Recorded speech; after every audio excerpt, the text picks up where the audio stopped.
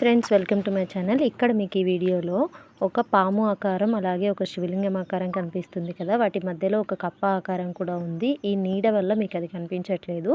ఇది శృంగేరిలో ఉంది. ఈ ఆకారాలకి ఒక చిన్న దేవాలయం లాగా నిర్మించారు. వీటి వెనకాల ఒక పెద్ద స్టోరీ ఉంది. శృంగేరి పీఠంలో శారదా అమ్మవారిని ప్రతిష్ఠించడానికి కారణం ఈ కప్ప పామే అని చెప్తారు.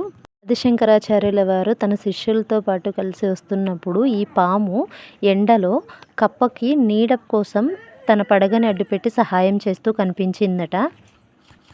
అప్పుడు శంకరాచార్యుల వారు పరస్పరం విరోధులైనటువంటి కప్ప పాము ఎందుకు ఇలా సహాయం చేస్తూ కనిపించింది అని తన దివ్య దృష్టితో చూసినప్పుడు ఆ ప్రదేశం అనేది చాలా మహిమాన్వితమైనది అని శంకరాచార్యులకైతే తెలిసిందట.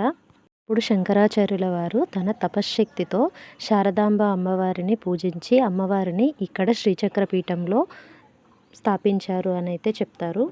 శృంగేరి వెళ్ళని చాలామందికి తెలియక మిస్ అవుతారు. నేను మొన్న ఒక చేపల వీడియో చూపించాను కదా, ఆ నీళ్ళ పక్కనే ఉంటుంది ఈ ఆలయం.